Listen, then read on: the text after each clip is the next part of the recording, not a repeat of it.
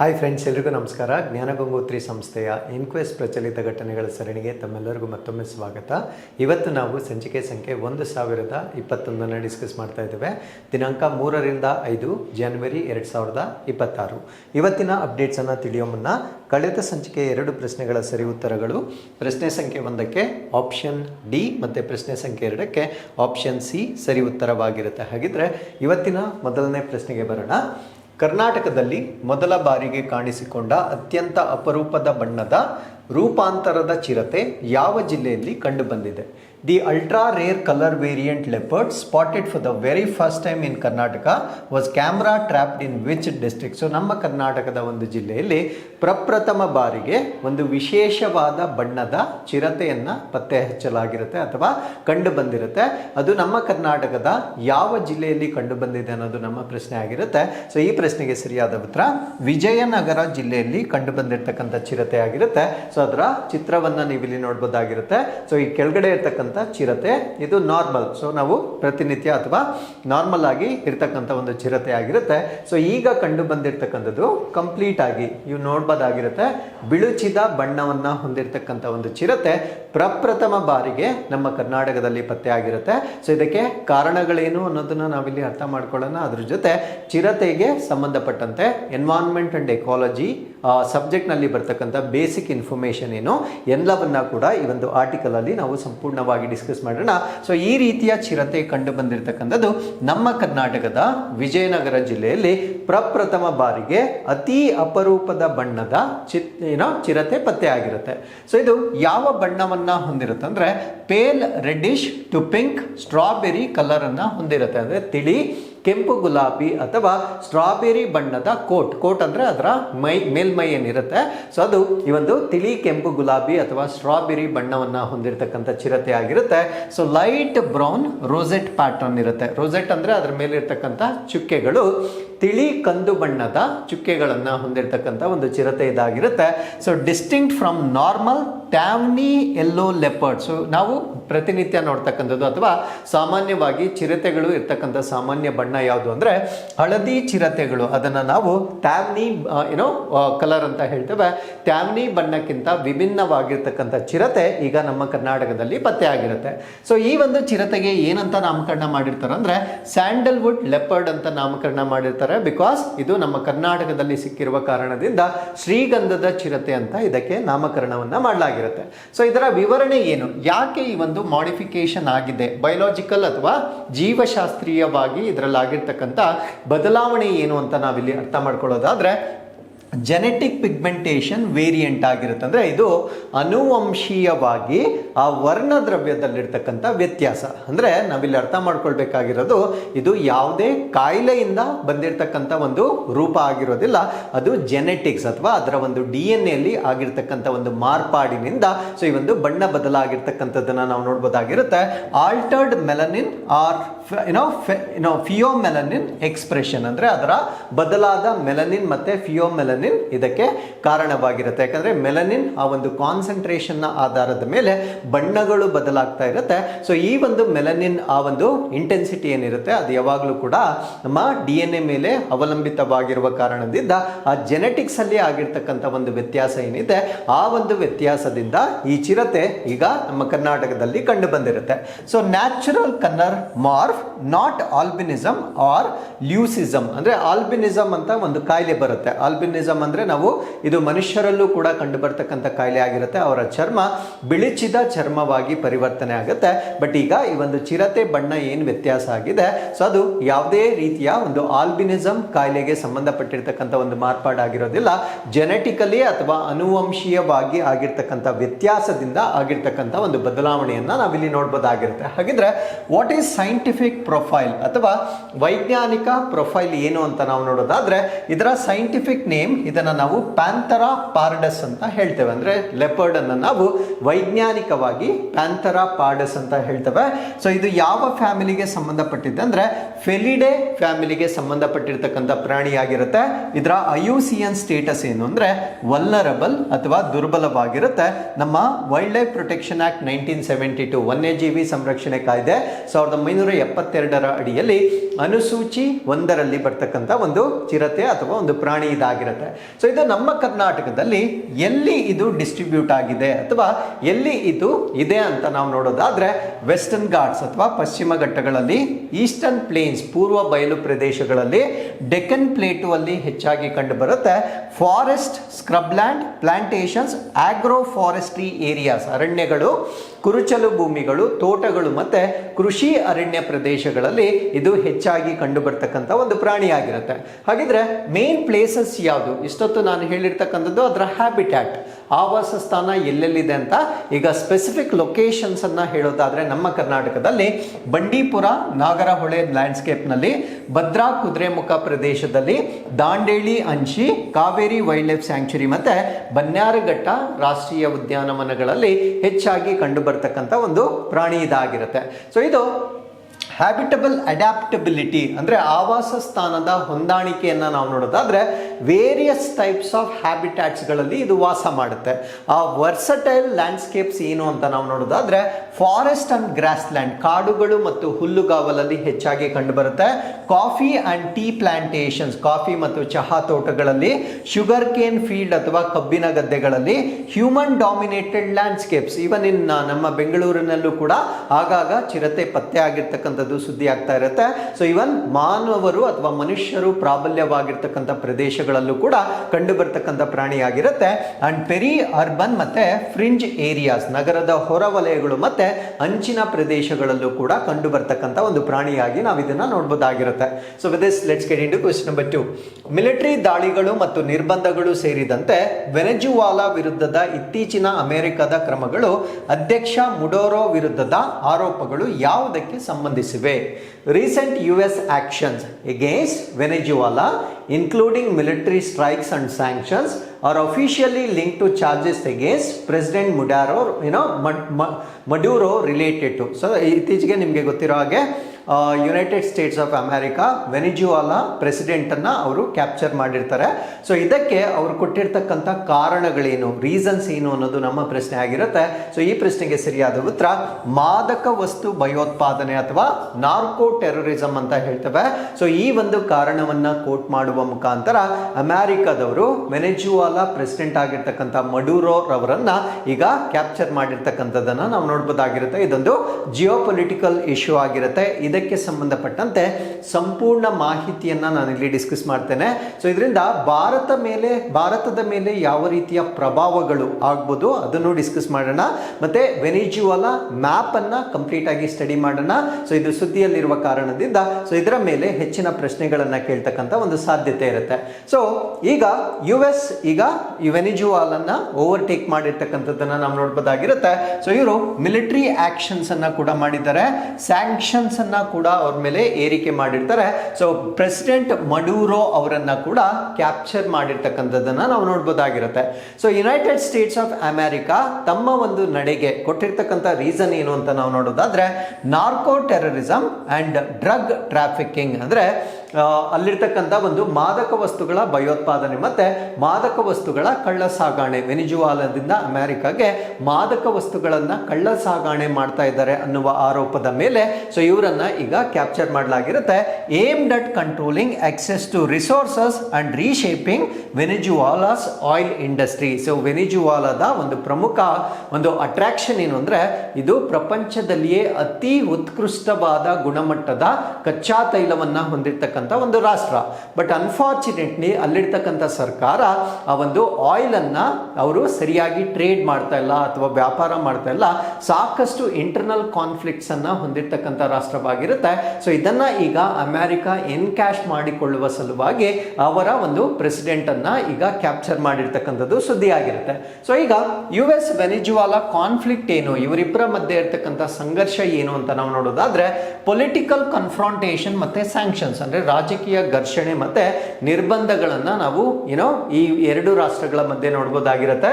Strategic interest in oil resources, this is the main reason. So ಅಲ್ಲಿರ್ತಕ್ಕಂಥ ಒಂದು ತೈಲ ಸಂಪನ್ಮೂಲಗಳಲ್ಲಿ USA ಇರ್ತಕ್ಕಂಥ ಒಂದು ಆಸಕ್ತಿ ಇದಕ್ಕೆ ಪ್ರಮುಖವಾಗಿರ್ತಕ್ಕಂಥ ಕಾರಣವಾಗಿರುತ್ತೆ. Pressure on Venezuelan government, so ಅಲ್ಲಿರ್ತಕ್ಕಂಥ ನಾಗರಿಕರು ಆ ಒಂದು ಸರ್ಕಾರದ ಬಗ್ಗೆ ಅಷ್ಟೊಂದು ಸಂತೋಷವಾಗಿಲ್ಲ. ಸೊ ಅದರಿಂದ ಸರ್ಕಾರದ ಮೇಲೆ ಹೆಚ್ಚು ಒತ್ತಡ ಕೂಡ ಇರ್ತಕ್ಕಂಥ ಒಂದು ರಾಷ್ಟ್ರವಾಗಿರುತ್ತೆ. Uncertainty over oil production and exports, ಅಂದ್ರೆ ಅಲ್ಲಿರ್ತಕ್ಕಂಥ ತೈಲ ಆ ಒಂದು ಪೊಟೆನ್ಷಿಯಲ್ ಏನಿರುತ್ತೆ ಅಥವಾ ಅದರ ಸಾಮರ್ಥ್ಯ ಏನಿರುತ್ತೆ ಆ ಸಾಮರ್ಥ್ಯಕ್ಕೆ ತಕ್ಕಂತೆ ಅವರು ಆಯಿಲ್ ಅನ್ನ ಟ್ರೇಡ್ ಮಾಡ್ತಾ ಇಲ್ಲ.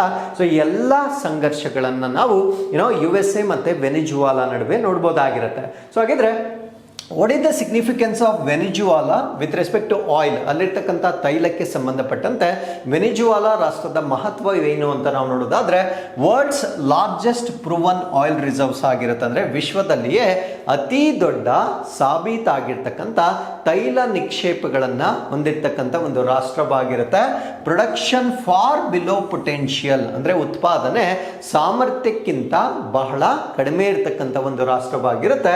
Infrastructure decay and lack of investment, ಅಂದ್ರೆ ಮೂಲ ಸೌಕರ್ಯಗಳ ಕೊರತೆ ಮತ್ತೆ ಬಂಡವಾಳ ಹೂಡಿಕೆಯ ಕೊರತೆ ಇರುವ ಕಾರಣದಿಂದ ಅಲ್ಲಿ ಉತ್ಕೃಷ್ಟವಾಗಿರ್ತಕ್ಕಂಥ ತೈಲ ನಿಕ್ಷೇಪಗಳು ಇದ್ದರೂ ಕೂಡ ಅದನ್ನ ಅವರು ಸದ್ಬಳಕೆ ಮಾಡಿಕೊಳ್ಳುವಲ್ಲಿ ವಿಫಲರಾಗಿರ್ತಾರೆ. ಹಾಗಿದ್ರೆ ಈ ಒಂದು ಕ್ಯಾಪ್ಚರ್ ಮಾಡಿರುವ ಕಾರಣದಿಂದ ಭಾರತದ ದೇಶದ ಮೇಲೆ ಏನಾದರೂ ಇಂಪ್ಯಾಕ್ಟ್ ಆಗುತ್ತಾ ಅಥವಾ ಪರಿಣಾಮ ಆಗುತ್ತಾ ಅಂತ ನಾವಿಲ್ಲಿ ಡಿಸ್ಕಸ್ ಮಾಡೋದಾದ್ರೆ, first we need to discuss about trade ಅಥವಾ ವ್ಯಾಪಾರಕ್ಕೆ ಸಂಬಂಧಪಟ್ಟಂತೆ very limited India Venezuela trade. So ನಮ್ಮ ಮತ್ತು ವೆನಿಜುವಾಲಾ ರಾಷ್ಟ್ರಗಳ ನಡುವೆ ಈ ಟ್ರೇಡ್ ಅಥವಾ ವ್ಯಾಪಾರ ಅಂತಕ್ಕಂಥದ್ದು ತುಂಬಾ ಸೀಮಿತವಾಗಿರುತ್ತೆ. ಸೊ ಅದರಿಂದ ಭಾರತ ದೇಶದ ಮೇಲೆ ಒಂದು ದೊಡ್ಡ ಪರಿಣಾಮ ಬೀರ್ತಕ್ಕಂಥ ಒಂದು ಸಾಧ್ಯತೆಯನ್ನ ನಾವಿಲ್ಲಿ ಹೇಳಲಿಕ್ಕಾಗೋದಿಲ್ಲ. Oil imports from Venezuela already minimal. So ನಾವು ವೆನಿಜುವಾಲಾದಿಂದ ತರಿಸ್ಕೊಳ್ತಕ್ಕಂಥ ಒಂದು ತೈಲ ಆಲ್ರೆಡಿ ಈಗಾಗಲೇ ಸಾಕಷ್ಟು ಕಡಿಮೆ ಇರ್ತಕ್ಕಂಥದ್ದು, ಯಾಕಂದ್ರೆ ಇದು ಭೌಗೋಳಿಕವಾಗಿ ತುಂಬಾ ದೂರ ಇರ್ತಕ್ಕಂಥ ಒಂದು ರಾಷ್ಟ್ರವಾಗಿರ್ತಕ್ಕಂಥದ್ದು ಕೂಡ ಅದಕ್ಕೆ ಒಂದು ಕಾರಣವಾಗಿರುತ್ತೆ. ಹಾಗಿದ್ರೆ so with respect to energy security, ಅಂದ್ರೆ ನಮ್ಮ ದೇಶದ ಇಂಧನ ಭದ್ರತೆಗೆ ಏನಾದರೂ ತೊಡಕುಂಟಾಗುತ್ತಾ ಅನ್ನೋದನ್ನ ನಾವಿಲ್ಲಿ ಡಿಸ್ಕಸ್ ಮಾಡೋದಾದ್ರೆ, ನೋ ಇಮಿಡಿಯೇಟ್ ಸಪ್ಲೈ ಡಿಸ್ರಪ್ಷನ್, ಅಂದ್ರೆ ತಕ್ಷಣಕ್ಕೆ ಯಾವುದೇ ರೀತಿಯ ಪೂರೈಕೆಯಲ್ಲಿ ನಮಗೆ ಯಾವುದೇ ಅಡಚಣೆ ಇದರಿಂದ ಸಂಭವಿಸೋದಿಲ್ಲ. India relies more on Middle East and Russia. So ನಮ್ಮ ಒಂದು ತೈಲ ಬೆಂಬಲ ಹೆಚ್ಚಾಗಿರ್ತಕ್ಕಂಥದ್ದು ಮಧ್ಯಪ್ರಾಚ್ಯ ಮತ್ತು ಸರಿಸುಮಾರು 30% ತೈಲವನ್ನ ನಾವು ನೇರವಾಗಿ ರಷ್ಯಾದಿಂದ ಖರೀದಿ ಮಾಡ್ತಾ ಇರುವ ಕಾರಣದಿಂದ ಸೊ ನಮಗೆ ತತ್ಕ್ಷಣಕ್ಕೆ ಯಾವುದೇ ರೀತಿಯ ತೊಂದರೆ ಆಗದೆ ಇರತಕ್ಕಂಥ ಒಂದು ಪರಿಸ್ಥಿತಿ ಇದಾಗಿರುತ್ತೆ. ಸೊ ಇಂಡೈರೆಕ್ಟ್ ಇಂಪ್ಯಾಕ್ಟ್ ಆಗ್ತಕ್ಕಂಥ ಒಂದು ಸಾಧ್ಯತೆ ಇರುತ್ತೆ, ಅಂದ್ರೆ ಪರೋಕ್ಷವಾಗಿ ಭಾರತ ದೇಶದ ಮೇಲೆ ಪರಿಣಾಮ ಬೀರ್ತಕ್ಕಂಥ ಒಂದು ಸಾಧ್ಯತೆ ಇರುತ್ತೆ. Conflict may raise global oil price volatility, ಅಂದ್ರೆ ಈಗ ಎರಡು ರಾಷ್ಟ್ರಗಳ ನಡುವೆ ನಡೀತಾ ಇರ್ತಕ್ಕಂಥ ಒಂದು ಸಂಘರ್ಷ ಏನಿದೆ, ಈ ಒಂದು ಸಂಘರ್ಷದ ಕಾರಣದಿಂದ ಜಾಗತಿಕವಾಗಿ ತೈಲ ಬೆಲೆ ಹೆಚ್ಚು ಕಡಿಮೆ ಆಗ್ತಕ್ಕಂಥ ಒಂದು ಸಾಧ್ಯತೆ ಇರುತ್ತೆ. ಸೊ ಅದರಿಂದ ಪರೋಕ್ಷವಾಗಿ ನಮ್ಮ ಮೇಲೆ ಪರಿಣಾಮ ಬೀರ್ತಕ್ಕಂಥ ಸಾಧ್ಯತೆಯನ್ನ ನಾವು ಕಡೆಗಣಿಸಲಿಕ್ಕೆ ಸಾಧ್ಯ ಇಲ್ಲ. So even small supply shocks affect prices, ಅಂದ್ರೆ ಸಣ್ಣ ಪೂರೈಕೆಯಲ್ಲಿ ವ್ಯತ್ಯಾಸ ಆದರೂ ಕೂಡ ಬೆಲೆಗಳಲ್ಲಿ ಸಾಕಷ್ಟು ವ್ಯತ್ಯಾಸ ಆಗ್ತಕ್ಕಂಥ ಸಾಧ್ಯತೆಗಳನ್ನು ನಾವು ನೋಡ್ಬೋದು. ಬಿಕಾಸ್ ಈ ಕ್ರೂಡ್ ಆಯಿಲ್ ಅಂತಕ್ಕಂಥದ್ದು ಪ್ರತಿಯೊಂದು ರಾಷ್ಟ್ರಕ್ಕೂ ಬೇಕಾಗಿರ್ತಕ್ಕಂಥ ಒಂದು ಕನಿಷ್ಠ ಸಂಪನ್ಮೂಲವಾಗಿರುವ ಕಾರಣದಿಂದ ಪರೋಕ್ಷವಾಗಿ ನಮ್ಮ ಭಾರತ ದೇಶದ ತೈಲ ಭದ್ರತೆಯ ಮೇಲೆ ಒಂದು ಪರಿಣಾಮ ಬೀರ್ತಕ್ಕಂಥ ಒಂದು ಸಾಧ್ಯತೆ ಇರುತ್ತೆ. Higher prices, higher import bill for India. So obviously ಅದರ ಬೆಲೆ ಹೆಚ್ಚಾದಾಗೆ ನಮ್ಮ ಭಾರತ ದೇಶದ ಆರ್ಥಿಕತೆಯ ಮೇಲೆ ಹೊರೆ ಆಗ್ತಕ್ಕಂಥ ಒಂದು ಸಾಧ್ಯತೆಯನ್ನ ನಾವಿಲ್ಲಿ ಗಮನಿಸಬಹುದಾಗಿರುತ್ತೆ. ಹಾಗಿದ್ರೆ ವಾಟ್ ಆರ್ ಎಕನಾಮಿಕ್ ಇಂಪ್ಯಾಕ್ಟ್ಸ್, ಆರ್ಥಿಕತೆಯ ಮೇಲೆ ಆಗಬಹುದಾಗಿರ್ತಕ್ಕಂಥ ಪರಿಣಾಮಗಳನ್ನು ನಾವು ನೋಡೋದಾದ್ರೆ, ರೇಸ್ ಇನ್ ಫ್ಯೂಯಲ್ ಪ್ರೈಸಸ್, ಇಂಧನ ಬೆಲೆ ಏರಿಕೆ ಆಗ್ತಕ್ಕಂಥ ಸಾಧ್ಯತೆ ಇರುತ್ತೆ. ಇನ್ಫ್ಲೇಷನರಿ ಪ್ರೆಷರ್, ಆಬ್ವಿಯಸ್ಲಿ ಯಾವಾಗ ಇಂಧನ ಬೆಲೆ ಏರಿಕೆ ಆಗುತ್ತೆ ಆ ಒಂದು ಟ್ರಾನ್ಸ್ಪೋರ್ಟೇಷನ್ ಕಾಸ್ಟ್ ಹೆಚ್ಚಾಗುತ್ತೆ, ಅದರಿಂದ ಎಲ್ಲಾ ಸರಕುಗಳ ಬೆಲೆ ಕೂಡ ಹೆಚ್ಚಾಗ್ತಕ್ಕಂಥ ಒಂದು ತೊಂದರೆಯನ್ನ ಭಾರತ ಅನುಭವಿಸಬಹುದಾಗಿರುತ್ತೆ. Impact on fiscal deficit and current account, ಅಂದ್ರೆ ನಮ್ಮ ಭಾರತ ದೇಶದ ವಿತ್ತೀಯ ಕೊರತೆ ಹೆಚ್ಚಾಗುತ್ತೆ, ಅಂದ್ರೆ ನಾವು ಡಾಲರ್ಸ್ ಅನ್ನ ಜಾಸ್ತಿ ಸ್ಪೆಂಡ್ ಮಾಡಬೇಕಾಗಿರುತ್ತೆ, ಅದರಿಂದ ಫಿಸ್ಕಲ್ ಡೆಫಿಸಿಟ್ ಜಾಸ್ತಿ ಆಗುತ್ತೆ. ಮತ್ತೆ ಏನಾಗುತ್ತೆ, ಚಾಲ್ತಿ ಖಾತೆಯ ಮೇಲೆ ಪರಿಣಾಮ ಕೂಡ ಅದು ಬೀರುತ್ತೆ. ಅಂಡ್ ನಮ್ಮ ಒಂದು ಡೆಫಿಸಿಟ್ ಅಂದ್ರೆ ಹಣಕಾಸಿನ ಕೊರತೆ ಹೆಚ್ಚಾಗ್ತಕ್ಕಂಥದ್ದನ್ನ ನಾವಿಲ್ಲಿ ನೋಡ್ಬೋದಾಗಿರುತ್ತೆ. And pressure on Indian rupee, ಈಗಾಗಲೇ ನಮ್ಮ ಭಾರತ ದೇಶದ ರುಪಿ ಡಾಲರ್ ವಿರುದ್ಧ ಅತ್ಯಂತ ಕನಿಷ್ಠ ಮಟ್ಟಕ್ಕೆ ಕುಸಿದಿರುತ್ತೆ. ಸೊ ಈ ಒಂದು ಮೌಲ್ಯ ಇನ್ನೂ ಕೂಡ ಕಡಿಮೆ ಆಗ್ತಕ್ಕಂಥ ಸಾಧ್ಯತೆಯನ್ನ ಸೊ ಈ ಎರಡೂ ರಾಷ್ಟ್ರಗಳ ನಡುವೆ ಆಗ್ತಾ ಇರ್ತಕ್ಕಂಥ ಒಂದು ಸಂಘರ್ಷದಿಂದ ನಾವು ನೋಡ್ಬೋದಾಗಿರುತ್ತೆ. ಸೊ ಈಗ ವೆನೆಜುವಾಲಾ ಬಗ್ಗೆ ನಾವು ಕಂಪ್ಲೀಟ್ ಮಾಹಿತಿಯನ್ನ ಡಿಸ್ಕಸ್ ಮಾಡೋದಾದ್ರೆ, ಇದು ಸೌತ್ ಅಮೆರಿಕಾ ಅಥವಾ ದಕ್ಷಿಣ ಅಮೆರಿಕಾದಲ್ಲಿರ್ತಕ್ಕಂಥ ಒಂದು ರಾಷ್ಟ್ರವಾಗಿರುತ್ತೆ. ಸೊ ಇದರ ಸಂಪೂರ್ಣ ಹೆಸರು ಬೊಲಿವೇರಿಯನ್ ರಿಪಬ್ಲಿಕ್ ಆಫ್ ವೆನೆಜುವಾಲಾ ಅಂತಕ್ಕಂಥದ್ದು ಇದರ ಅಧಿಕೃತ ಹೆಸರಾಗಿರುತ್ತೆ. ಸೊ ಈಗ ಇದರ ಮ್ಯಾಪ್ ಅನ್ನ ನಾವಿಲ್ಲಿ ಅಧ್ಯಯನ ಮಾಡೋದಾದ್ರೆ, so here you can see ನಾರ್ತ್ ಅಮೆರಿಕಾವನ್ನ ನೀವು ಇಲ್ಲಿ ನೋಡ್ಬೋದಾಗಿರುತ್ತೆ. ಸೊ ಇಷ್ಟು ಭಾಗವನ್ನ ನಾವು ಸೌತ್ ಅಮೆರಿಕಾ ಅಥವಾ ದಕ್ಷಿಣ ಅಮೆರಿಕಾ ಅಂತ ಹೇಳ್ತೇವೆ. ಸೊ ದಕ್ಷಿಣ ಅಮೆರಿಕದ ನಾರ್ದರ್ನ್ ಮೋಸ್ಟ್ ಅಂದ್ರೆ ಉತ್ತರದ ತುದಿಯಲ್ಲಿರ್ತಕ್ಕಂಥ ರಾಷ್ಟ್ರವನ್ನ ನಾವು ವೆನಿಜುವಾಲಾ ಅಂತ ಹೇಳ್ತೇವೆ.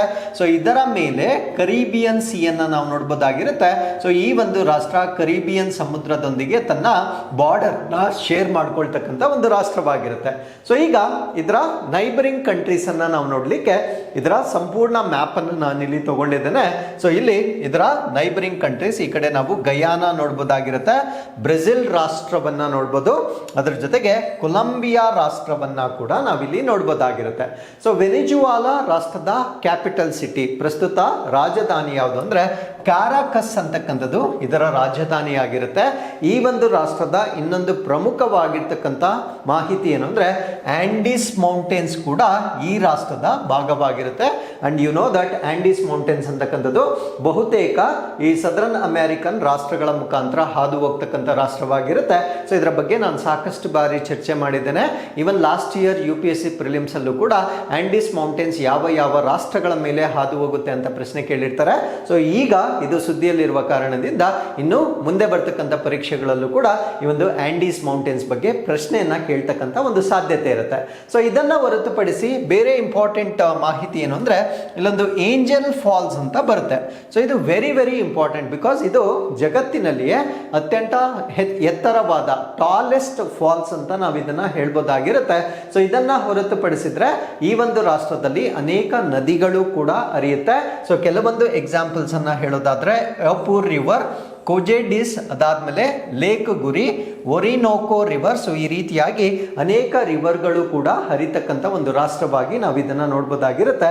So with this let's us understand more about Venezuela. So ಇಲ್ಲಿ ಆಂಡೀಸ್ ಮೌಂಟೇನ್ಸ್ ಅನ್ನ ನಾವು ನೋಡ್ಬೋದು ವೆಸ್ಟ್ ಅಲ್ಲಿ, ಅದಾದ್ಮೇಲೆ ಲಾನಾಸ್ ಅಂತ ಕರಿತೇವೆ. ಇದೊಂದು ಬಯಲು ಪ್ರದೇಶವಾಗಿರುತ್ತೆ. ಗಯಾನಾ ಐಲ್ಯಾಂಡ್ಸ್ ಗಳನ್ನ ನಾವು ನೋಡ್ಬೋದಾಗಿರುತ್ತೆ. ಸೊ ಈ ಒಂದು ರಾಷ್ಟ್ರ ರಿಚ್ ಇನ್ ರಿವರ್ಸ್ ಅಂದ್ರೆ ನದಿಗಳಿಂದ ಅತ್ಯಂತ ಸಮೃದ್ಧವಾಗಿರ್ತಕ್ಕಂಥ ಒಂದು ರಾಷ್ಟ್ರವಾಗಿರುತ್ತೆ. ಸೊ ಇಲ್ಲಿ ಇರ್ತಕ್ಕಂಥ ಒಂದು ಏಂಜಲ್ ಫಾಲ್ಸ್ ಏನಿದೆ, world's tallest uninterrupted waterfalls ಅಂತ ಹೇಳ್ತೀವಿ. ಅಂದ್ರೆ ಮಧ್ಯದಲ್ಲಿ ಯಾವುದೇ ಬಂಡೆಗಳು ಅದಕ್ಕೆ ಅಡ್ಡ ಬರದೆ ತಡೆರಹಿತವಾಗಿ ಹರಿತಕ್ಕಂಥ ಒಂದು ಜಲಪಾತ ಇದಾಗಿರುತ್ತೆ. ಸೊ ಇದರ ಹೈಟ್ ಎಷ್ಟಿರುತ್ತೆ ಅಂದ್ರೆ 979 ಮೀಟರ್ಸ್ ಅಂದ್ರೆ 3212 ಅಡಿಗಳಷ್ಟು ಎತ್ತರವಾಗಿರ್ತಕ್ಕಂಥ ಒಂದು ಜಲಪಾತ ಇದಾಗಿರುತ್ತೆ. ಸೊ ಅದರ ಚಿತ್ರವನ್ನ ನೀವು ಇಲ್ಲಿ ನೋಡಬಹುದಾಗಿರುತ್ತೆ. ಸೊ ಮಧ್ಯದಲ್ಲಿ ಎಲ್ಲೂ ಕೂಡ ಇಂಟರಪ್ಟ್ ಆಗದೆ ಹರಿತಕ್ಕಂಥ ಒಂದು ಜಲಪಾತವಾಗಿ ನಾವು ಇದನ್ನ ನೋಡಬಹುದಾಗಿರುತ್ತೆ. ಇನ್ನು ನ್ಯಾಚುರಲ್ ರಿಸೋರ್ಸಸ್, ನೈಸರ್ಗಿಕ ಸಂಪನ್ಮೂಲಗಳು ಏನು ಈ ರಾಷ್ಟ್ರದ್ದು ಅಂತ ನಾವು ನೋಡೋದಾದ್ರೆ, ಸೊ ಆಯಿಲ್ ರಿಸರ್ವ್ಸ್ ವರ್ಲ್ಡ್ ಅಲ್ಲೇ ಲಾರ್ಜೆಸ್ಟ್ ಇದೆ, ಇದನ್ನ ಆಲ್ರೆಡಿ ನಾವು ಡಿಸ್ಕಸ್ ಮಾಡಿದ್ದೇವೆ. ಅದ್ರ ಜೊತೆಗೆ ನ್ಯಾಚುರಲ್ ಗ್ಯಾಸ್, ನೈಸರ್ಗಿಕ ಅನಿಲ ಕೂಡ ಇರುತ್ತೆ. Gold, iron ore and bauxite, ಚಿನ್ನ, ಕಬ್ಬಿಣದ ಅದಿರು, ಬಾಕ್ಸೈಟ್ ಅನ್ನ ಹೊಂದಿರುತ್ತೆ. ಹೈಡ್ರೋ ಪವರ್ ಪೊಟೆನ್ಷಿಯಲ್ ಕೂಡ ಇರುತ್ತೆ, ಅಂದ್ರೆ ಜಲ ವಿದ್ಯುತ್ ಅನ್ನ ಉತ್ಪಾದನೆ ಮಾಡ್ತಕ್ಕಂಥ ಸಾಮರ್ಥ್ಯವನ್ನ ಕೂಡ ಹೊಂದಿರುತ್ತೆ. ಬಿಕಾಸ್ ಸಾಕಷ್ಟು ನದಿಗಳನ್ನ ಹೊಂದಿರತಕ್ಕಂಥ ರಾಷ್ಟ್ರವಾಗಿರೋದ್ರಿಂದ ಹೈಡ್ರೋ ಎಲೆಕ್ಟ್ರಿಸಿಟಿಯನ್ನ ಈ ಒಂದು ರಾಷ್ಟ್ರ ಹೆಚ್ಚಾಗಿ ಉತ್ಪಾದನೆ ಮಾಡಬಹುದಾಗಿರುತ್ತೆ. ಹಾಗಿದ್ರೆ ಈ ಒಂದು ರಾಷ್ಟ್ರದ ಪ್ರಸ್ತುತ ಆರ್ಥಿಕತೆ ಯಾವ ಒಂದು ಚಟುವಟಿಕೆಗಳ ಮೇಲೆ ಡಿಪೆಂಡ್ ಆಗಿದೆ ಅಂತ ನಾವು ನೋಡೋದಾದ್ರೆ, ಆಯಿಲ್ ಡಿಪೆಂಡೆಂಟ್, ಕಚ್ಚಾ ತೈಲದ ಮೇಲೆ ಹೆಚ್ಚು ಅವಲಂಬಿತವಾಗಿರ್ತಕ್ಕಂಥ ರಾಷ್ಟ್ರ ಇದು ಮೇಜರ್ ಎಕ್ಸ್ಪೋರ್ಟ್ ಅರ್ನಿಂಗ್ಸ್ ಆಗಿರುತ್ತೆ, ಅಂದರೆ ಪ್ರಮುಖ ರಫ್ತು ಮಾಡ್ತಕ್ಕಂಥ ಒಂದು ಉತ್ಪನ್ನ ಇದಾಗಿರುತ್ತೆ. Limited diversification, so this is the problem. ವೈವಿಧ್ಯೀಕರಣ ಬಹಳ ಕಡಿಮೆ, ಅಂದರೆ ಯಾವಾಗಲಾದರೂ ಯಾವುದೇ ಒಂದೇ ಒಂದು ಸೆಕ್ಟರ್ ಮೇಲೆ ಡಿಪೆಂಡ್ ಆಗಿದ್ರೆ ಸೊ ಆ ಒಂದು ರಾಷ್ಟ್ರದ ಡೈವರ್ಸಿಫಿಕೇಶನ್ ಅಂತಕ್ಕಂಥದ್ದು ಬಹಳ ಕಡಿಮೆ ಇರುತ್ತೆ. Severe economic contractions in recent years, ಅಂದರೆ ಇತ್ತೀಚಿನ ವರ್ಷಗಳಲ್ಲಿ ತೀವ್ರ ಆರ್ಥಿಕ ಸಂಕಷ್ಟಗಳಿಗೆ ಒಳಗಾಗಿರ್ತಕ್ಕಂಥ ಒಂದು ರಾಷ್ಟ್ರವಾಗಿರುತ್ತೆ.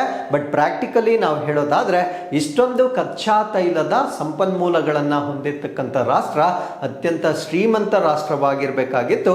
ಡ್ಯೂ ಟು ಅಲ್ಲಿರ್ತಕ್ಕಂಥ ಗವರ್ನಮೆಂಟ್ಸ್ ಅಥವಾ ಸರ್ಕಾರಗಳ ಒಂದು ಅಸ್ತವ್ಯಸ್ತದಿಂದ ಸೊ ಅದು ಆರ್ಥಿಕ ಸಂಕಷ್ಟಗಳನ್ನು ಎದುರಿಸ್ತಾ ಇರ್ತಕ್ಕಂಥ ಒಂದು ರಾಷ್ಟ್ರವಾಗಿರುತ್ತೆ.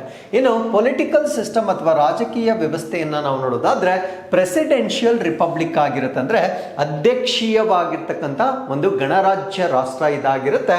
ಸ್ಟ್ರಾಂಗ್ ಸೆಂಟ್ರಲೈಸ್ಡ್ ಪವರ್ ಇರುತ್ತೆ, ಅಂದ್ರೆ ಬಲವಾದ ಕೇಂದ್ರೀಕೃತ ಅಧಿಕಾರ. ಬಟ್ ನಮ್ಮ ಭಾರತ ದೇಶದಲ್ಲಿ ಅಫ್ಕೋರ್ಸ್ ಸೆಂಟ್ರಲ್ಗೆ ಜಾಸ್ತಿ ಪವರ್ ಇದ್ರೂ ಕೂಡ ಸ್ಟೇಟ್ಸ್ಗಳಿಗೂ ಕೂಡ ಸಿಗ್ನಿಫಿಕೆಂಟ್ ಅಮೌಂಟ್ ಆಫ್ ಪವರ್ ಅನ್ನ ಹೊಂದಿರತಕ್ಕಂಥ ರಾಷ್ಟ್ರ ನಮ್ಮದಾಗಿರುತ್ತೆ.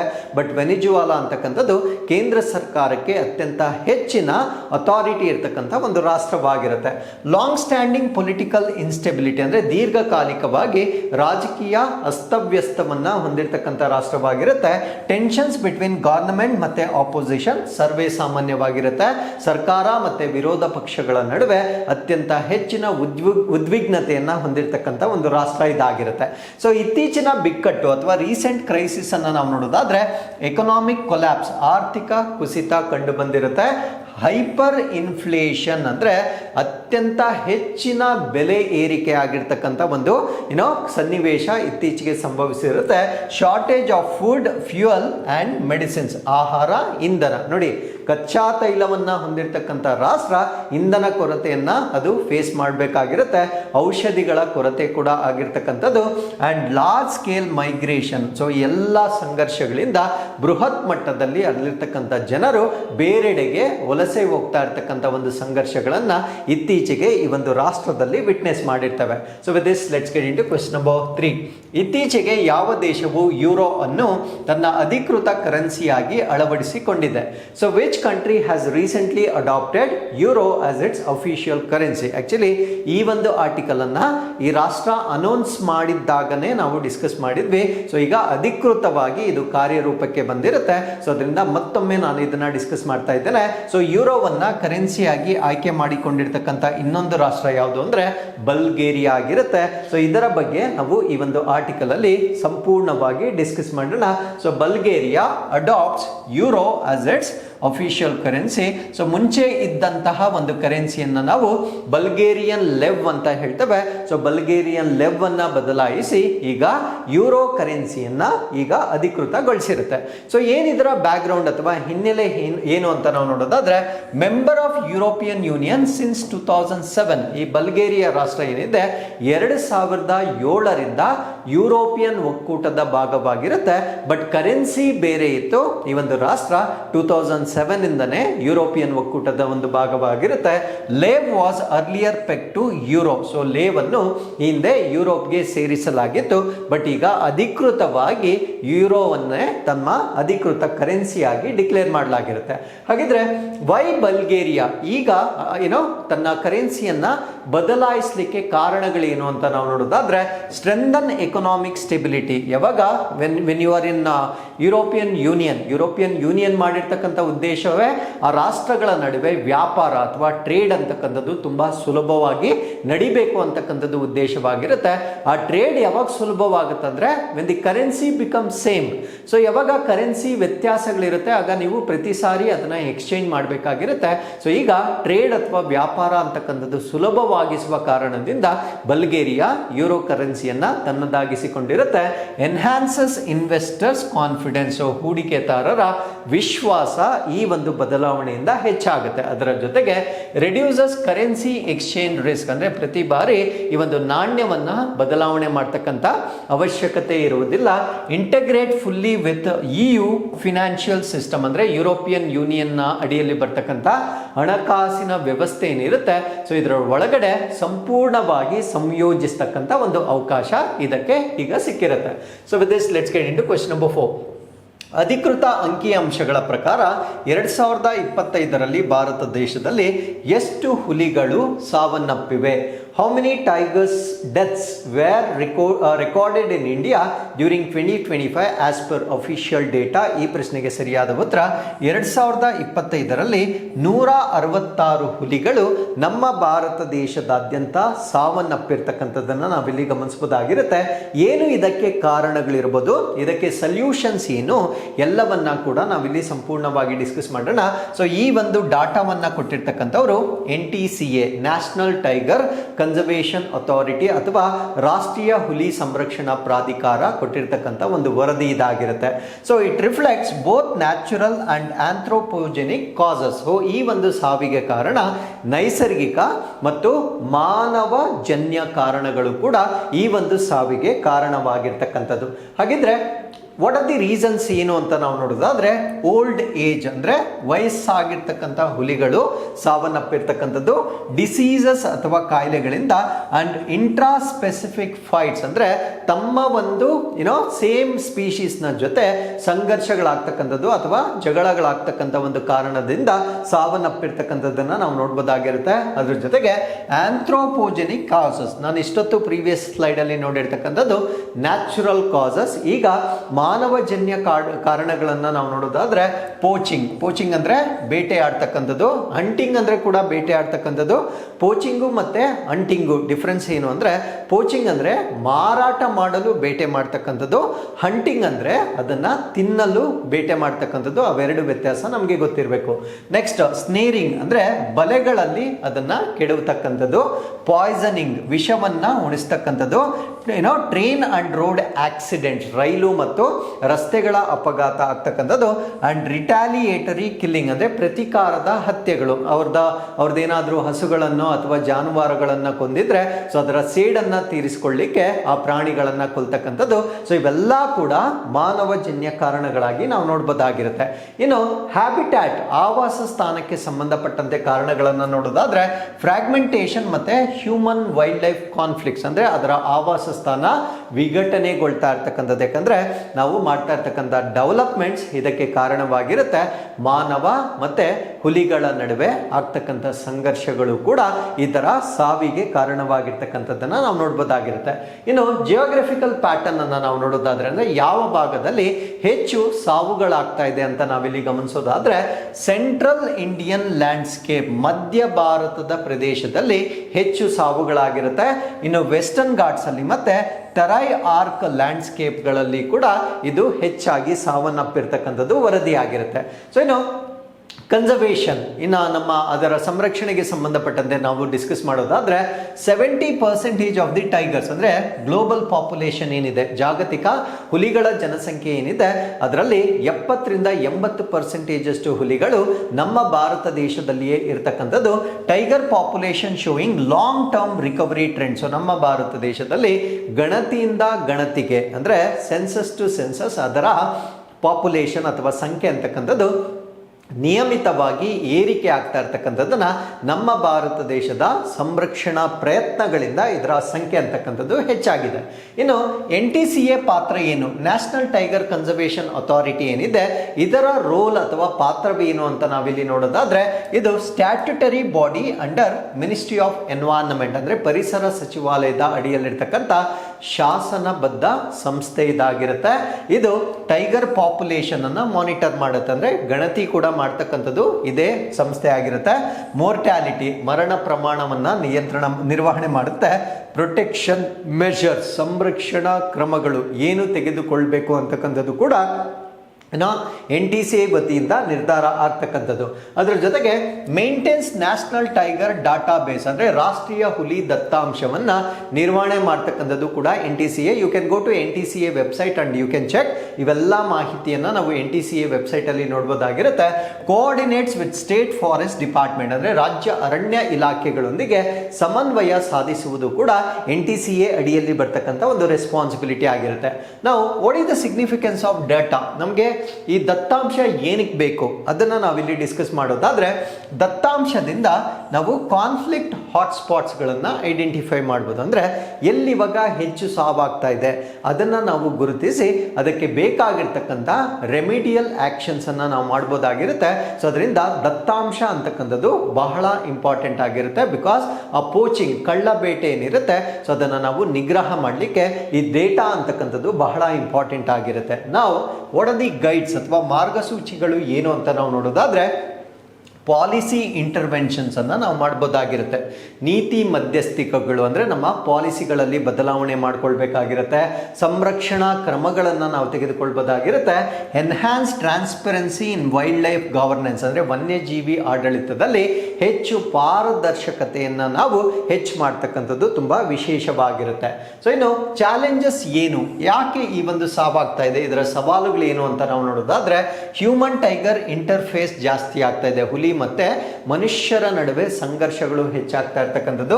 ಇನ್ಫ್ರಾಸ್ಟ್ರಕ್ಚರ್ ಪ್ರಾಜೆಕ್ಟ್ಸ್ ನಿಯರ್ ಕಾರಿಡಾರ್ಸ್, ಅಂದರೆ ಈ ಟೈಗರ್ ಕಾರಿಡಾರ್ಸ್ ಏನಿರುತ್ತೆ, ಕಾರಿಡಾರ್ಸ್ ಅಂದರೆ ಅದು ಒಂದು ಆವಾಸ ಸ್ಥಾನದಿಂದ ಇನ್ನೊಂದು ಆವಾಸ ಸ್ಥಾನಕ್ಕೆ ಅದು ಮೂವ್ ಆಗ್ತಕ್ಕಂಥ ಒಂದು ಪ್ಲೇಸ್ ಏನಿದೆ, ಆ ಒಂದು ಪ್ಲೇಸಲ್ಲಿ ನಾವು ಅಭಿವೃದ್ಧಿ ಕಾರ್ಯಗಳನ್ನು ಮಾಡ್ತಕ್ಕಂಥದ್ದು. ರಸ್ತೆಗಳು, ಬ್ರಿಡ್ಜ್ಗಳು, ಸೇತುವೆಗಳು ಇದನ್ನು ನಿರ್ಮಾಣ ಮಾಡ್ತಕ್ಕಂಥದ್ದು ಇದಕ್ಕೆ ಇನ್ನೊಂದು ಕಾರಣವಾಗಿರುತ್ತೆ. ಇಲ್ಲೀಗಲ್ ವೈಲ್ಡ್ ಲೈಫ್ ಟ್ರೇಡ್, ಅಕ್ರಮವಾಗಿ ವನ್ಯಜೀವಿಗಳನ್ನು ವ್ಯಾಪಾರ ಮಾಡ್ತಾ ಇರ್ತಕ್ಕಂಥದ್ದು. ಲಿಮಿಟೆಡ್ ಬಫರ್ ಝೋನ್ ಪ್ರೊಟೆಕ್ಷನ್, ಅಂದರೆ ಆ ತಟಸ್ಥ ವಲಯ ಅಂತ ಹೇಳ್ತೇವೆ, ಆ ತಟಸ್ಥ ವಲಯವನ್ನು ನಾವು ಹೆಚ್ಚಾಗಿ ಸಂರಕ್ಷಣೆ ಮಾಡದೇ ಇರೋದು. ತಟಸ್ಥ ವಲಯ ಅಂದರೆ suppose it is the main area, ಆ ಒಂದು ವನ್ಯಜೀವಿ ಇರ್ತಕ್ಕಂಥ ಪ್ರಮುಖ ಪ್ರದೇಶವಾಗಿದ್ದರೆ ಸರಿಸುಮಾರು 10 ಕಿಲೋಮೀಟರ್ವರೆಗೆ ಇರ್ತಕ್ಕಂಥ ಆ ಬೌಂಡ್ರಿಯಿಂದ 10 ಕಿಲೋಮೀಟರ್ ಪ್ರದೇಶವನ್ನು ನಾವು ಸಾಮಾನ್ಯವಾಗಿ ಬಫರ್ ಝೋನ್ ಅಂತ ಕರಿತೇವೆ.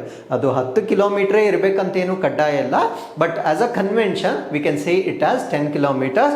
ಆ ಒಂದು ಪ್ರದೇಶವನ್ನು ನಾವು ಬಫರ್ ಝೋನ್ ಅಂತ ಹೇಳ್ತೇವೆ. ಸೊ ಅದನ್ನು ನಾವು ಸರಿಯಾಗಿ ಸಂರಕ್ಷಣೆ ಮಾಡದಿರುವುದು ಕೂಡ ಇದಕ್ಕೆ ಇನ್ನೊಂದು ಕಾರಣವಾಗಿ ನಾವು ನೋಡಬಹುದಾಗಿರುತ್ತೆ. ಹಾಗಿದ್ರೆ ಸೊ ಪ್ರಸ್ತುತವಾಗಿ ಟೈಗರ್ಸ್ಗಳಿಗೆ ಸಂಬಂಧಪಟ್ಟಂತೆ ಇಂಪ್ಲಿಮೆಂಟ್ ಆಗಿರ್ತಕ್ಕಂಥ ಕಾರ್ಯಕ್ರಮಗಳು ಯಾವುದು ಅಂತ ನಾವು ನೋಡೋದಾದ್ರೆ, ಪ್ರಾಜೆಕ್ಟ್ ಟೈಗರ್. ಸೊ ಅದಾದಮೇಲೆ ಆ್ಯಂಟಿ ಪೋಚಿಂಗ್ ಪ್ಯಾಟ್ರೋಲ್, ಅಂದರೆ ಕಳ್ಳ ಬೇಟೆ ವಿರೋಧಿ ಗಸ್ತು ತಿರುಗ್ತಕ್ಕಂಥದ್ದು. ಯೂಸ್ ಆಫ್ ಟೆಕ್ನಾಲಜಿ, ಅಂದರೆ ಕೆಲವೊಂದು ತಂತ್ರಜ್ಞಾನಗಳನ್ನು ನಾವು ಬಳಕೆ ಮಾಡ್ತಾ ಇದ್ದೇವೆ. ಕ್ಯಾಮ್ರಾಗಳನ್ನು, ಅಂದರೆ ನಾವು ಹೇಗೆ CCTVಗಳನ್ನು ಬಳಕೆ ಮಾಡ್ತೇವೆ, ಸೊ ಅದೇ ರೀತಿ ಕ್ಯಾಮ್ರಾ ಟ್ರ್ಯಾಪ್ಗಳನ್ನು ಮಾಡ್ತಕ್ಕಂಥದ್ದು. GPS ಟ್ರ್ಯಾಕಿಂಗನ್ನು ಮಾಡ್ತಕ್ಕಂಥದ್ದು. M-Stripes ಅಂತಕ್ಕಂಥ ಒಂದು ಆ್ಯಪನ್ನು ಕೂಡ ಡೆವಲಪ್ ಮಾಡಿರ್ತಾರೆ. And compensation schemes for conflict mitigation, ಅಂದರೆ ಸಂಘರ್ಷಣವನ್ನು ತಗ್ಗಿಸುವ ಕಾರಣಕ್ಕಾಗಿ ಪರಿಹಾರ ಯೋಜನೆಗಳನ್ನು ಕೂಡ ಸರ್ಕಾರಗಳ ವತಿಯಿಂದ ಮಾಡ್ತಾ ಇರ್ತಕ್ಕಂಥದ್ದನ್ನು ನಾವಿಲ್ಲಿ ಗಮನಿಸಬಹುದಾಗಿರುತ್ತೆ. ನಾವು what is the way forward, so ಮುಂದೆ ನಾವು ಏನು ಮಾಡಬೇಕು, ಯಾವ ರೀತಿ ಈ ಒಂದು ಸಾವುಗಳನ್ನು ಕಂಟ್ರೋಲ್ ಮಾಡಬೇಕು ಅಂತ ನಾವು ನೋಡೋದಾದ್ರೆ, ಸ್ಟ್ರೆಂಥನ್ ವೈಲ್ಡ್ ಲೈಫ್ ಕಾರಿಡಾರ್ಸ್, ಆ ಒಂದು ವನ್ಯಜೀವಿ ಕಾರಿಡಾರ್ಗಳನ್ನು ನಾವು ಬಲಪಡಿಸಬೇಕು. ಲ್ಯಾಂಡ್ಸ್ಕೇಪ್ ಲೆವೆಲ್ ಕನ್ಸರ್ವೇಷನ್, ಅಂದರೆ ಎಲ್ಲೆಲ್ಲಿ ನಾವು ಡೇಟಾದ ಮುಖಾಂತರ ಐಡೆಂಟಿಫೈ ಮಾಡಿದ್ದೇವೆ ಆ ಗುರುತಿಸುವ ಪ್ರದೇಶಗಳಿಗೆ ಹೆಚ್ಚಿನ ಆದ್ಯತೆಯ ಸಂರಕ್ಷಣೆಯನ್ನು ನೀಡ್ತಕ್ಕಂಥದ್ದು. ರೆಡ್ಯೂಸ್ ಲೀನಿಯರ್ ಇನ್ಫ್ರಾಸ್ಟ್ರಕ್ಚರ್, ಅಂದರೆ ಈ ರಸ್ತೆಗಳು, ರೈಲ್ವೆಗಳು, ಪೈಪ್ಲೈನ್ಗಳು ಮತ್ತು ಪವರ್ ಲೈನ್ಗಳೇನಿರ್ತವೆ, ಸೊ ಅದನ್ನು ರಿಡ್ಯೂಸ್ ಮಾಡ್ತಕ್ಕಂಥದ್ದು ಅಥವಾ ಕಡಿಮೆ ಮಾಡ್ತಕ್ಕಂಥದ್ದು ಕೂಡ ನಾವು ತೆಗೆದುಕೊಳ್ಳಬಹುದಾಗಿರ್ತಕ್ಕಂಥ ಒಂದು ಮೆಜರ್ಸ್ ಆಗಿರ್ತವೆ. ಕಮ್ಯುನಿಟಿ ಬೇಸ್ಡ್ ಕೋ ಎಕ್ಸಿಸ್ಟೆನ್ಸ್ ಮಾಡೆಲ್ಸ್, ಅಂದರೆ ಕೆಲವೊಂದು ಬುಡಕಟ್ಟು ಜನಾಂಗಗಳು ಸಹಜೀವನವನ್ನು ಮಾಡ್ತವೆ, ಆ ರೀತಿಯ ಸಹಜೀವನವನ್ನು ಹೆಚ್ಚು ಮಾಡ್ತಕ್ಕಂಥದ್ದು. ಫಾಸ್ಟರ್ ರೆಸ್ಪಾನ್ಸ್ ಟು ಕಾನ್ಫ್ಲಿಕ್ಟ್, ಅಂದರೆ ಏನಾದರೂ ಸಂಘರ್ಷಗಳಾಗಿದ್ದರೆ ತ್ವರಿತವಾಗಿ ಅದಕ್ಕೆ ನಾವು ಪ್ರತಿಕ್ರಿಯೆ ನೀಡ್ತಕ್ಕಂಥದ್ದು. ಇವೆಲ್ಲವನ್ನು ನಾವು ವೇ ಫಾರ್ವರ್ಡ್ನಲ್ಲಿ ನೋಡ್ಬೋದಾಗಿರುತ್ತೆ. So with this let's get into question number 5. ಇತ್ತೀಚೆಗೆ ಯಾವ ದೇಶವು ಕ್ರಿಪ್ಟೋ ಕರೆನ್ಸಿ ಮೈನಿಂಗ್ ಮತ್ತು ಕ್ರಿಪ್ಟೋ ಕರೆನ್ಸಿ ವಿನಿಮಯವನ್ನು ಕಾನೂನುಬದ್ಧಗೊಳಿಸಿದೆ? So which country has recently legalised cryptocurrency mining and cryptocurrency exchanges? ಈ ಪ್ರಶ್ನೆಗೆ ಸರಿಯಾದ ಉತ್ತರ ತುರ್ಕ್ಮೆನಿಸ್ತಾನ್ ಇತ್ತೀಚೆಗೆ ಈ ಕ್ರಿಪ್ಟೋ ಕರೆನ್ಸಿಯನ್ನ ತನ್ನ ರಾಷ್ಟ್ರದಲ್ಲಿ ಮೈನಿಂಗ್ ಮಾಡೋದು. ಯಾಕಂದ್ರೆ ಒಂದು ಕ್ರಿಪ್ಟೋ ಕರೆನ್ಸಿಯನ್ನ ಅರ್ನ್ ಮಾಡಬೇಕಾಗಿದ್ರೆ ಆ ಪ್ರೋಸೆಸ್ ಅನ್ನ ನಾವು ಮೈನಿಂಗ್ ಅಂತ ಕರಿತೇವೆ. ಮೈನಿಂಗ್ ಅಂದ್ರೆ ಎಲ್ಲೋ ಹೋಗಿ ಗಣಿಗಾರಿಕೆ ಮಾಡ್ತಕ್ಕಂಥದ್ದಲ್ಲ, ಆ ಕ್ರಿಪ್ಟೋ ಕರೆನ್ಸಿಯನ್ನ ಜನರೇಟ್ ಮಾಡ್ತಕ್ಕಂಥ ಒಂದು ಪ್ರಾಸೆಸ್ ಅನ್ನ ನಾವು ಮೈನಿಂಗ್ ಅಂತ ಹೇಳ್ತೇವೆ. ಆ ಮೈನಿಂಗ್ ಮಾಡ್ತಕ್ಕಂಥದ್ದನ್ನ ಮತ್ತೆ ಆ ಕ್ರಿಪ್ಟೋ ಕರೆನ್ಸಿಯನ್ನ ಎಕ್ಸ್ಚೇಂಜ್ ಮಾಡ್ತಕ್ಕಂಥದ್ದನ್ನ ತುರ್ಕ್ಮೆನಿಸ್ತಾನ್ ಈಗ ಅಧಿಕೃತಗೊಳಿಸಿರ್ತಕ್ಕಂಥ ಒಂದು ರಾಷ್ಟ್ರವಾಗಿರುತ್ತೆ. ಸೊ ಏನಕ್ಕೆ ಈ ಒಂದು ನಿರ್ಧಾರವನ್ನ ತೆಗೆದುಕೊಳ್ಳಲಾಗಿದೆ ಎಲ್ಲವನ್ನ ಕೂಡ ಈ ಒಂದು ಆರ್ಟಿಕಲ್ ಅಲ್ಲಿ ಡಿಸ್ಕಸ್ ಮಾಡೋಣ. ಅದಕ್ಕಿಂತ ಮುಂಚೆ ತುರ್ಕ್ಮೆನಿಸ್ತಾನ್ ಅಂತಕ್ಕಂಥದ್ದು ಮಿಡಲ್ ಈಸ್ಟ್ ಅಥವಾ ಮಧ್ಯ ಪ್ರಾಚ್ಯದಲ್ಲಿ ಬರ್ತಕ್ಕಂಥ ಒಂದು ರಾಷ್ಟ್ರವಾಗಿರುತ್ತೆ. ಸೊ ಇದನ್ನ ನಾವು ಎಕ್ಸ್ಪ್ಯಾಂಡ್ ಮಾಡಿದಾಗ ವಿ ಕ್ಯಾನ್ ಸಿ ತುರ್ಕ್ಮೆನಿಸ್ತಾನ್, ಇದರ ಕ್ಯಾಪಿಟಲ್ ಸಿಟಿಯನ್ನ ಅಶ್ಗಾಬಾತ್ ಅಂತಕ್ಕಂಥದ್ದು ಅದರ ರಾಜಧಾನಿಯಾಗಿರುತ್ತೆ. ಸೊ ಇದರ ನೈಬರಿಂಗ್ ಕಂಟ್ರೀಸ್ ಅನ್ನ ನಾವು ನೋಡೋದಾದ್ರೆ we can see Uzbekistan, Afghanistan, Iran. ಈ ಕಡೆ ನಾವು ಕ್ಯಾಸ್ಪಿಯನ್ ಸಮುದ್ರವನ್ನ ನೋಡ್ಬೋದಾಗಿರುತ್ತೆ. ಸೊ ಅದಾದ್ಮೇಲೆ ಇಲ್ಲಿ you can see one Amu Darya river, very very important. Amu Darya ನದಿ ಅಂತ ಹೇಳ್ತೇವೆ. ಈ ಒಂದು ಅಮು ದಾರಿಯಾ ನದಿ ಅಂತಕ್ಕಂಥದ್ದು ಅರಾಲ್ ಸಿ ಇಂದ ಹುಟ್ಟತಕ್ಕಂಥ ಒಂದು ನದಿ ಆಗಿರುತ್ತೆ. ಅರಾಲ್ ಸಿ ಕೂಡ ನಿಮ್ಮ ಪರೀಕ್ಷೆಗೆ ಇಂಪಾರ್ಟೆಂಟ್, ಇವನ್ ಅಮು ದಾರಿಯಾ ಕೂಡ ಇಂಪಾರ್ಟೆಂಟ್ ಆಗಿರುತ್ತೆ. ಇವನ್ ಕ್ಯಾಸ್ಪಿಯನ್ ಸಿ ಕೂಡ ನಮ್ಮ ಪರೀಕ್ಷೆಗೆ ಬಹಳ ಇಂಪಾರ್ಟೆಂಟ್ ಆಗಿರ್ತಕ್ಕಂಥ ಒಂದು ಜಿಯೋಗ್ರಫಿಕಲ್ ಫೀಚರ್ಸ್ ಆಗಿರ್ತವೆ. ತುರ್ಕ್ಮೆನಿಸ್ತಾನ್ನ ಇನ್ನೊಂದು ವಿಶೇಷತೆ ಏನು ಅಂದ್ರೆ ಈ ಕಾರಾಕಮ್ ಡೆಸರ್ಟ್ ಅಂತ ನಾವೇನು ಹೇಳ್ತೇವೆ, ಈ ಕಾರಾಕಮ್ ಮರುಭೂಮಿ ಏನಿರುತ್ತೆ ಬಹುಪಾಲು ತುರ್ಕ್ಮೆನಿಸ್ತಾನ್ ಈ ಒಂದು ಡೆಸರ್ಟ್ ಅಥವಾ ಮರುಭೂಮಿಯನ್ನ ಹೊಂದಿರತಕ್ಕಂಥ ಒಂದು ರಾಷ್ಟ್ರವಾಗಿ ನಾವು ಇದನ್ನ ನೋಡ್ಬೋದಾಗಿರುತ್ತೆ. ಇಷ್ಟು ಮಾಹಿತಿಯೊಂದಿಗೆ ಈಗ ಈ ಒಂದು ಅಪ್ಡೇಟ್ ನ ಬಗ್ಗೆ ನಾವಿಲ್ಲಿ ಡಿಸ್ಕಸ್ ಮಾಡೋಣ. ಸೊ ಈಗ crypto currency mining, crypto currency exchanges ಎರಡೂ ಕೂಡ ಅಧಿಕೃತಗೊಳಿಸಿರ್ತಕ್ಕಂಥ ರಾಷ್ಟ್ರವಾಗಿರುತ್ತೆ.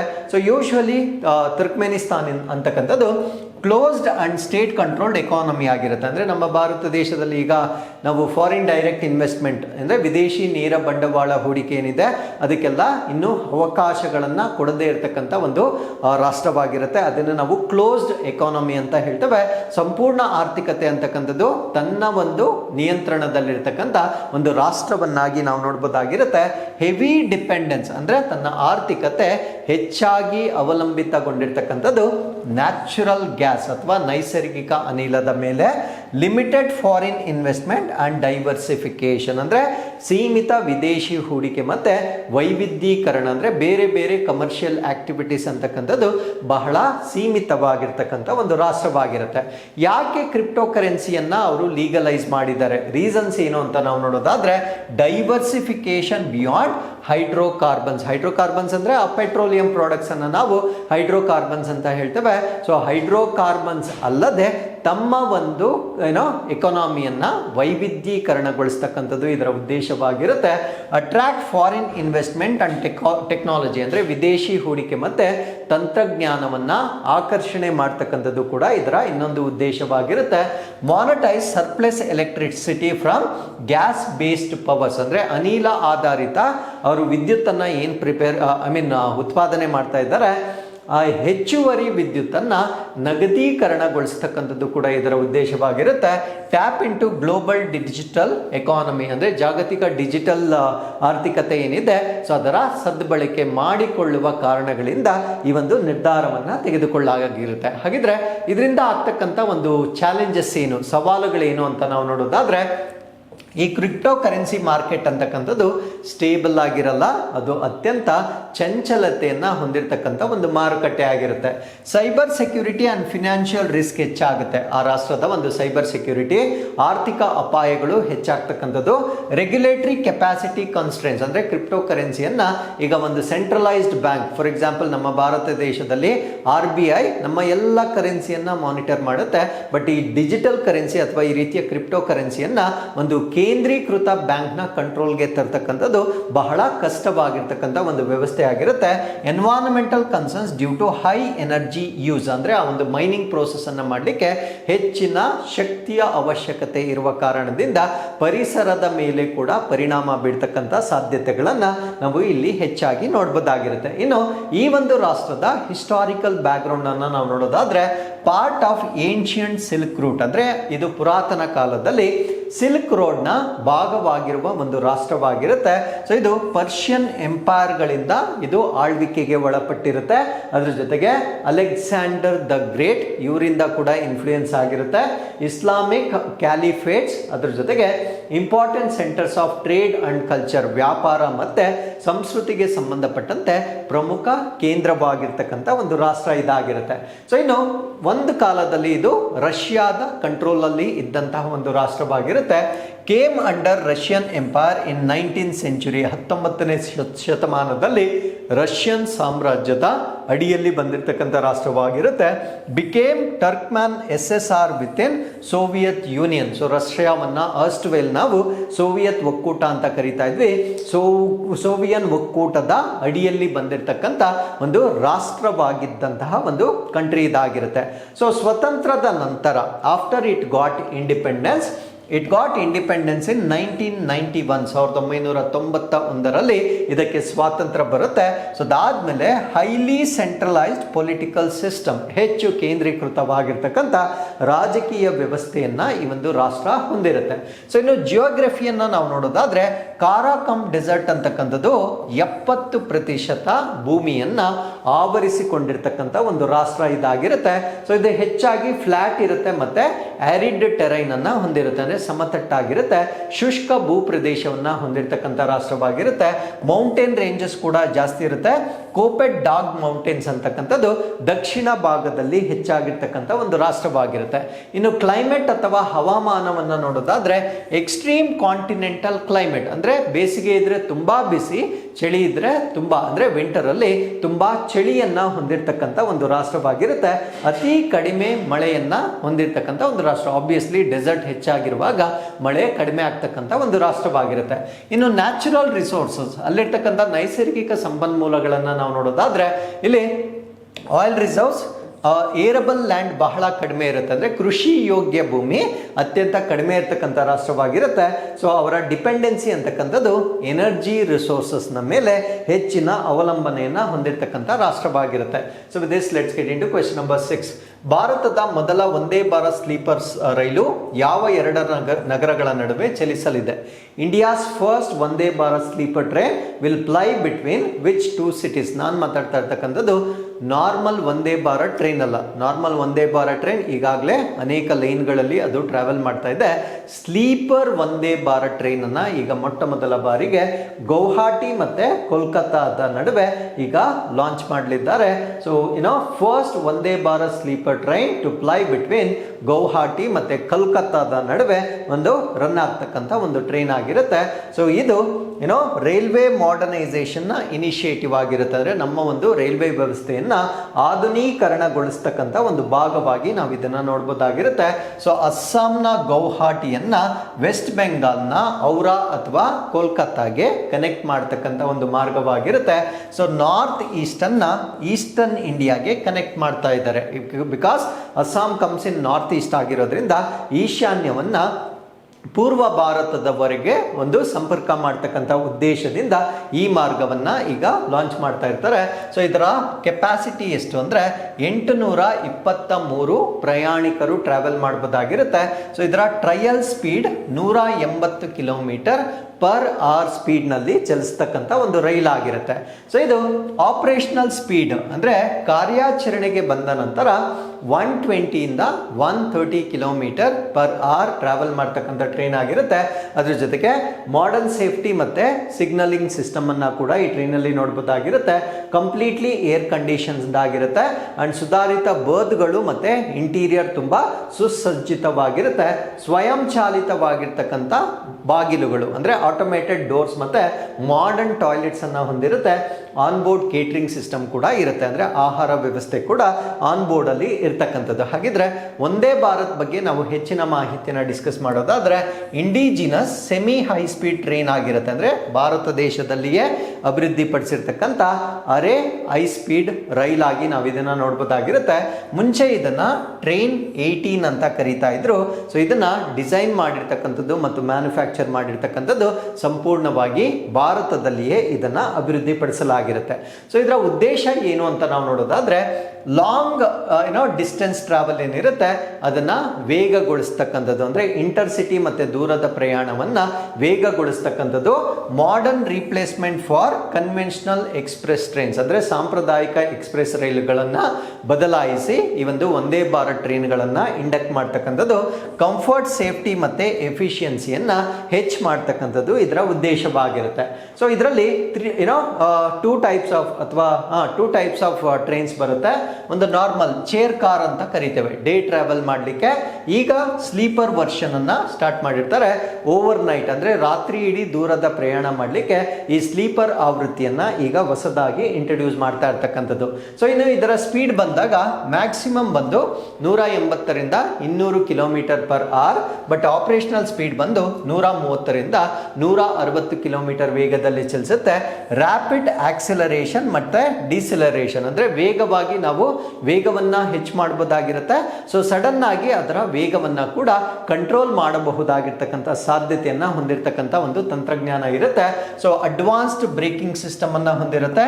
ಕವಚ್ ಸೇಫ್ಟಿಯನ್ನ ಹೊಂದಿರುತ್ತೆ, ಅಂದ್ರೆ ಇನ್ನೊಂದು ರೈಲ್ನೊಂದಿಗೆ ಅದು ಕ್ಲಾಶ್ ಆಗೋದನ್ನ ತಡಿಲಿಕ್ಕೆ ಕವಚ್ ಸುರಕ್ಷತಾ ವ್ಯವಸ್ಥೆಯನ್ನ ಕೂಡ ಹೊಂದಿರುತ್ತೆ. ಫೈರ್ ಡಿಟೆಕ್ಷನ್, CCTV ಸರ್ವೈಲೆನ್ಸ್ ಎಲ್ಲವನ್ನ ಕೂಡ ಹೊಂದಿರತಕ್ಕಂಥ ಒಂದು ರೈಲ್ವೆ ಸಿಸ್ಟಮ್ ಆಗಿ ನಾವು ಇದನ್ನ ನೋಡಬಹುದಾಗಿರುತ್ತೆ. So with this let's get into question number 7. 2026ರ ಮೊದಲ ಜಲ್ಲಿಕಟ್ಟು ಕಾರ್ಯಕ್ರಮವು ಯಾವ ರಾಜ್ಯದಲ್ಲಿ ಆರಂಭವನ್ನು ಸೂಚಿಸುತ್ತದೆ? The first Jallikattu event of year 2026 marks the beginning of annual Jallikattu season in which state? So Jallikattu ಅಂತಕ್ಕಂಥದ್ದು ತಮಿಳುನಾಡು ರಾಜ್ಯಕ್ಕೆ ಸಂಬಂಧಪಟ್ಟಿರ್ತಕ್ಕಂಥ ಒಂದು ಆಚರಣೆ ಆಗಿರುತ್ತೆ. ಏನಿದು ಜಲ್ಲಿಕಟ್ಟು? ಈಗ ಇದನ್ನ ಪ್ರಾರಂಭ ಮಾಡಿರ್ತಾರೆ. ಸೊ ಜಲ್ಲಿಕಟ್ಟುಗೆ ಸಂಬಂಧಪಟ್ಟಂತೆ ಎಲ್ಲ ಮಾಹಿತಿಯನ್ನ ನಾವಿಲ್ಲಿ ಡಿಸ್ಕಸ್ ಮಾಡೋಣ.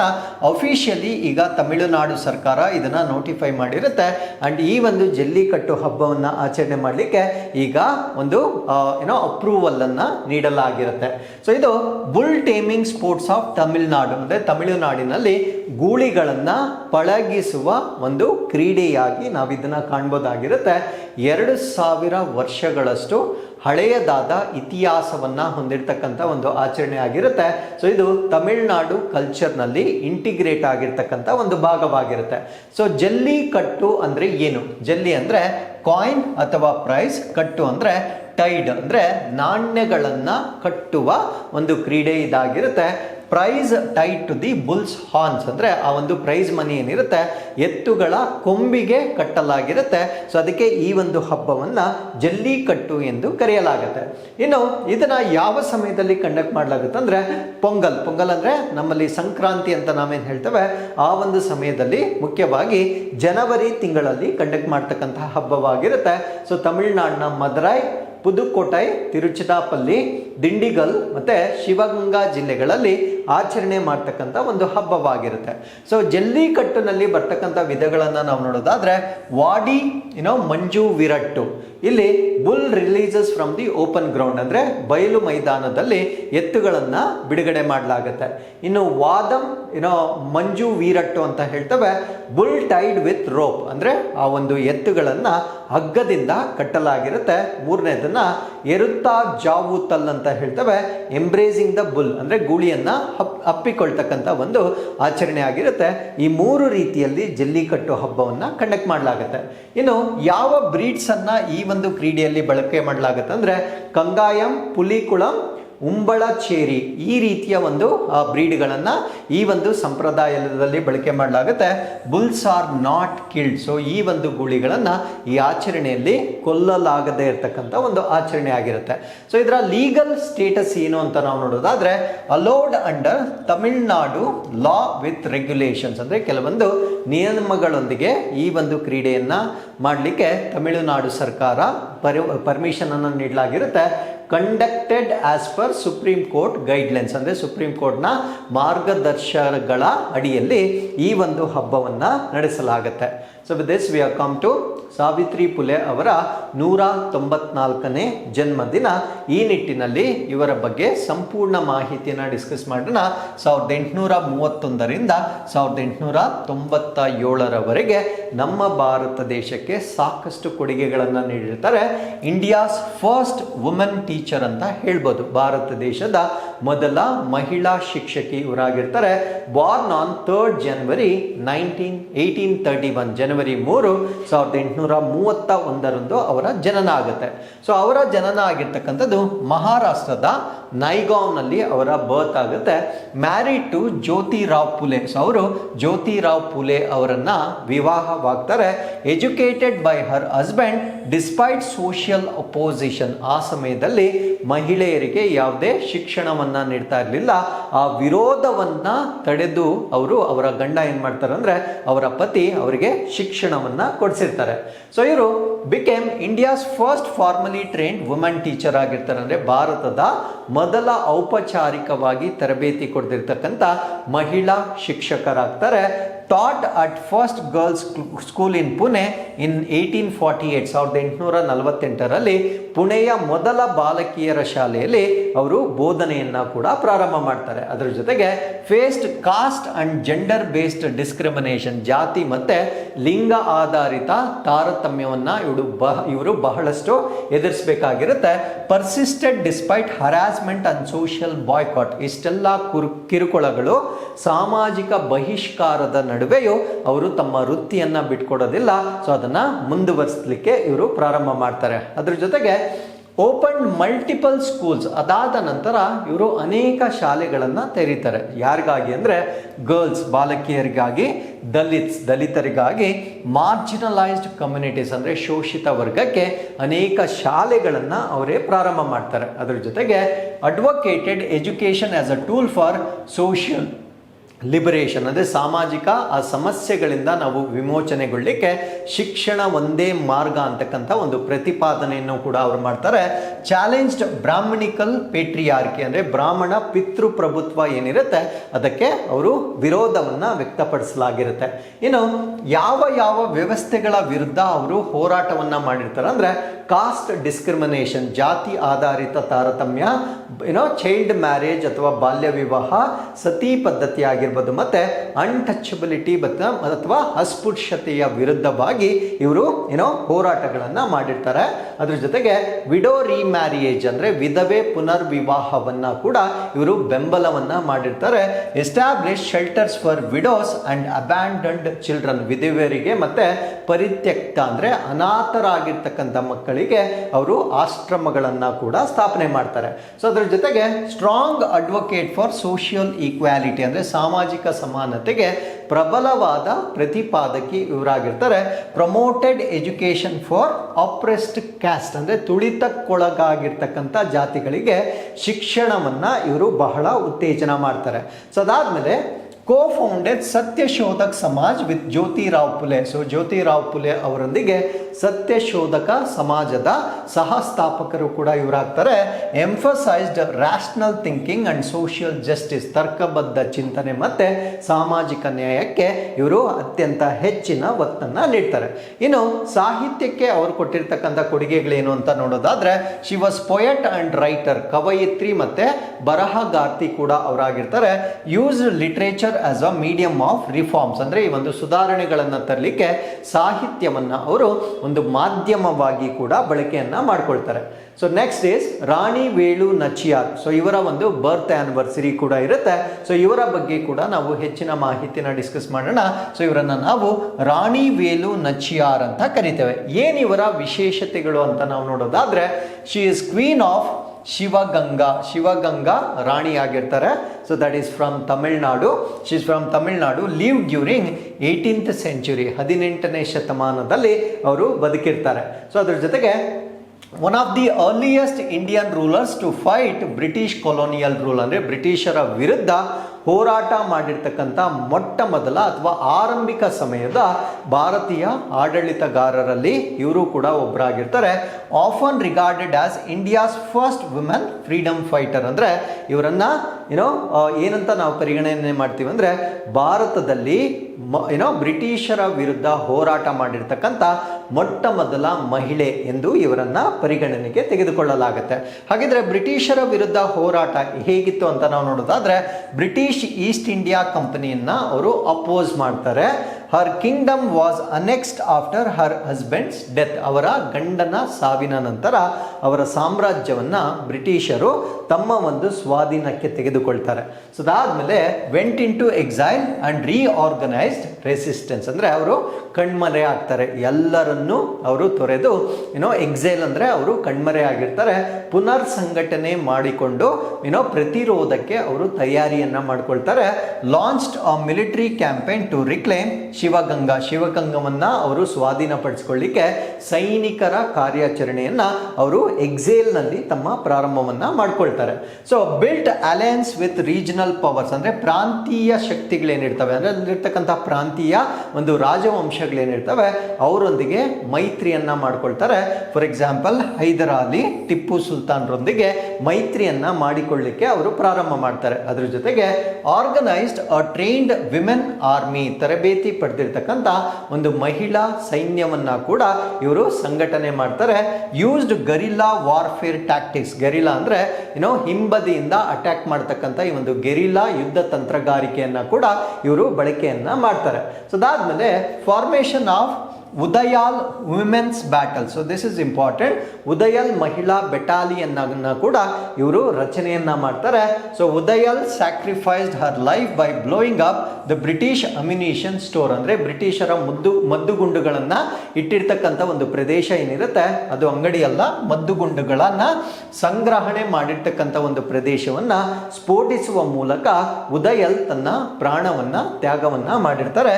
One of the earliest examples of women in armed resistance. ಅಂದ್ರೆ ಸಶಸ್ತ್ರ ಪ್ರತಿರೋಧಗಳಲ್ಲಿ ಮಹಿಳೆಯರ ಆರಂಭಿಕ ಉದಾಹರಣೆಯನ್ನ ನಾವಿಲ್ಲಿ ಗಮನಿಸಬಹುದಾಗಿರುತ್ತೆ. ಸೊ ಅದಾದ್ಮೇಲೆ ಇವರ ಅಡ್ಮಿನಿಸ್ಟ್ರೇಷನ್ ಅಥವಾ ಆಡಳಿತವನ್ನ ನಾವು ನೋಡೋದಾದ್ರೆ, so she successfully regain control over Sivaganga. ಶಿವಗಂಗದ ಮೇಲೆ ಯಶಸ್ವಿಯಾಗಿ ತಮ್ಮ ಕಂಟ್ರೋಲ್ ಅನ್ನ ಮರುಸ್ಥಾಪನೆ ಮಾಡ್ತಾರೆ. So ruled with focus on. ಅಂದ್ರೆ ಯಾವುದರ ಒಂದು ಕೇಂದ್ರೀಕೃತವಾಗಿ ಅವರು ಆಳ್ವಿಕೆಯನ್ನ ಮಾಡ್ತಾರೆ ಅಂದ್ರೆ ಅಡ್ಮಿನಿಸ್ಟ್ರೇಟಿವ್ ಸ್ಟೆಬಿಲಿಟಿ, ಆಡಳಿತಾತ್ಮಕ ಸ್ಥಿರತೆ, ಕಲ್ಚರಲ್ ಅಂಡ್ ರಿಲಿಜಿಯಸ್ ಇನ್ಸ್ಟಿಟ್ಯೂಷನ್, ಸಾಂಸ್ಕೃತಿಕ ಮತ್ತೆ ಧಾರ್ಮಿಕ ಸಂಸ್ಥೆಗಳು, ಪ್ರಮೋಟೆಡ್ ಸೋಷಿಯಲ್ ಹಾರ್ಮೋನಿ, ಸಾಮಾಜಿಕ ಸಾಮರಸ್ಯವನ್ನ ಕೂಡ ಇವರು ಉತ್ತೇಜನ ಮಾಡ್ತಾರೆ. ಸೊ ಇಲ್ಲಿಗೆ we are come to inquest challenge number 1021. So you can just pause the video. So this is question number 1 and this is question number 2. So ಇಲ್ಲಿಗೆ ಇವತ್ತಿನ ಎಲ್ಲ ಅಪ್ಡೇಟ್ಸ್ಗಳು ಕಂಪ್ಲೀಟ್ ಆಗಿರುತ್ತೆ. ಸೊ ಮತ್ತೊಮ್ಮೆ ಮುಂದಿನ ಅಪ್ಡೇಟ್ಸ್ನೊಂದಿಗೆ ನಾನು ನಿಮ್ಮನ್ನ ಭೇಟಿ ಆಗ್ತೇನೆ.